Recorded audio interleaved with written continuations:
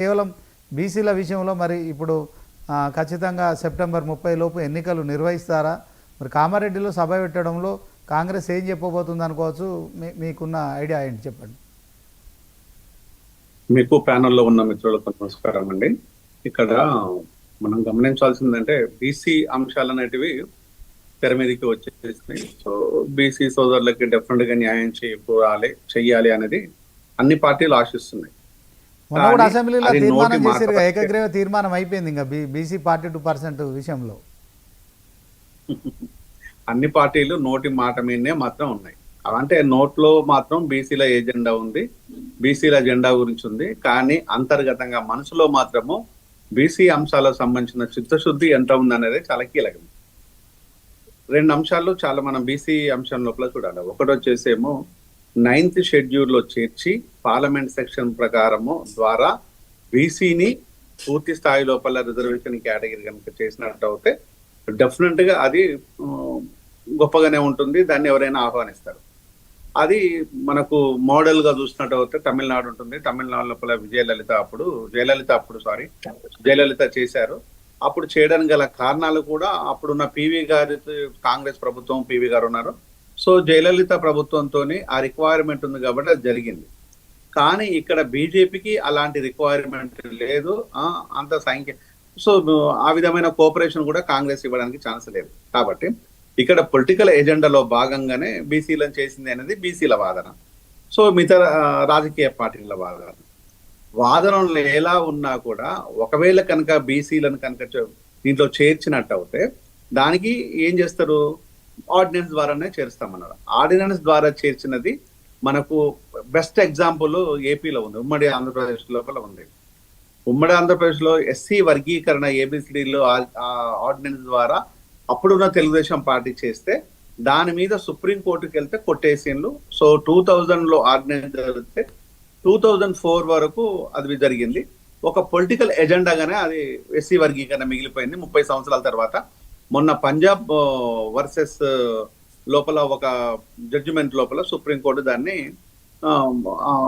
Accept చేసింది, వారికి classification కు చేసింది. సో ఇక్కడ ఏది జరిగినా కూడా, ఏ విధంగా జరిగినా కూడా ఇది బీసీలకు న్యాయం జరుగుతుందా అనేది ఇంపార్టెంట్.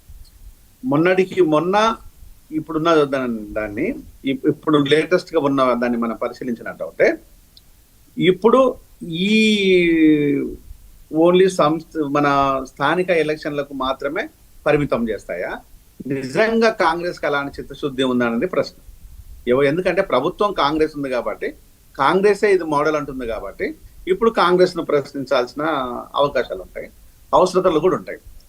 మీరు ఇప్పటి వరకు మీరు పంపిణీ చేసిన టికెట్లలో కావచ్చు, మినిస్ట్రీలో కావచ్చు, లేకపోతే చైర్మన్షిప్ ఇంకా దేంట్లో అయినా కావచ్చు, బీసీలను మీరు ఎంతవరకు గౌరవించారనేది ప్రధానమైన ప్రశ్న. సో దానికి కాంగ్రెస్ దగ్గర ఆన్సర్ ఉండదు. సో ఇంకేదో చెప్తుంటది, కౌంటర్ దాని నుంచి ఉంటుంది.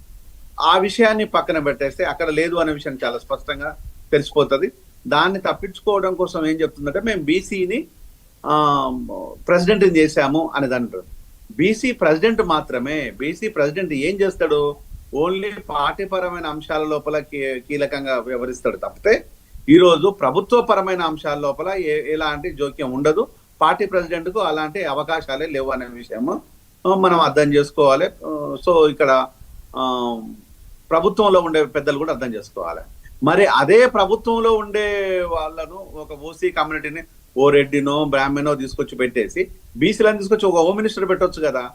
హోమ్ మినిస్టర్ ఖాళీగానే ఉంది కదా, మహేష్ గౌడ్ని తీసుకొచ్చి హోమ్ మినిస్టర్ పెట్టండి, ఖాళీగానే ఉంది కదా, మరి అదెందుకు చేయరు అనే విషయాన్ని వస్తే దాని గురించి ఎలాంటి మాట ఉండదు.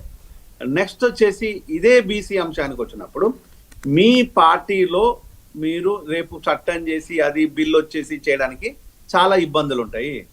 పార్టీ పరమైన అంశాల లోపల కానీ, పార్టీ పరమైన పంపకాలలో కానీ, పార్టీ పరమైన ప్రయారిటీ లోపల కానీ బీసీలో కనుక మీరు అంత చిత్తశుద్ధి ఉన్నట్టు అయితే అక్కడ మీరు ఏ విధంగా చేస్తారా అనేదాన్ని కూడా ఈరోజు question mark. Right. Thank you Jayaram గారు. రామరెడ్డి గారు చెప్పండి.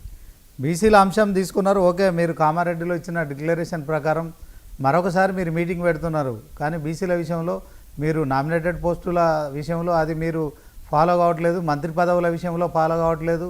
అట్ ద సేమ్ టైం మరి ఆ బీసీని ఒక టీపీసీసీ అధ్యక్షుడిగా మాత్రమే వేశారు. ఇప్పుడు ఆయన కూడా మంత్రి పదవి ఇవ్వండి.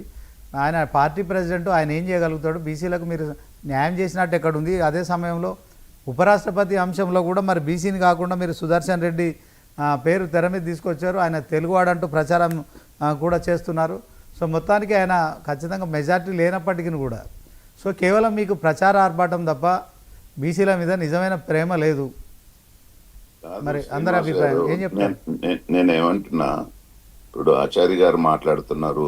ఆచార్య గారు మాట్లాడిన దానికి మా మీద ఎదురుదాడి చేసేదానికంటే వాళ్ళ పార్టీ నుంచి వాళ్ళు చేసేది చేయమనండి, మేము అడిగిన దానికి ఇవ్వమనండి.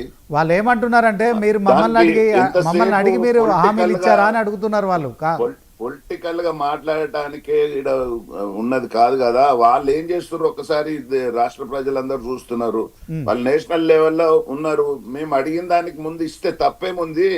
మేము 42% అసెంబ్లీ తీర్మానం చేసి పంపించినాం కదా, దాని గురించి వాళ్ళు యాక్సెప్ట్ చేయొచ్చు కదా. వాళ్ళు ఎందుకు చేస్తలేరు? ముందు అది చెప్పినాక వేరేది చెప్పమానండి. ఇప్పుడు వాళ్ళు ఏమంటున్నారంటే మమ్మల్ని అడిగి ఇచ్చారా? మీరు ఎన్నికల హామీలకు పోయినప్పుడు హామీలు మమ్మల్ని అడిగి ఇవ్వలేదు కదా,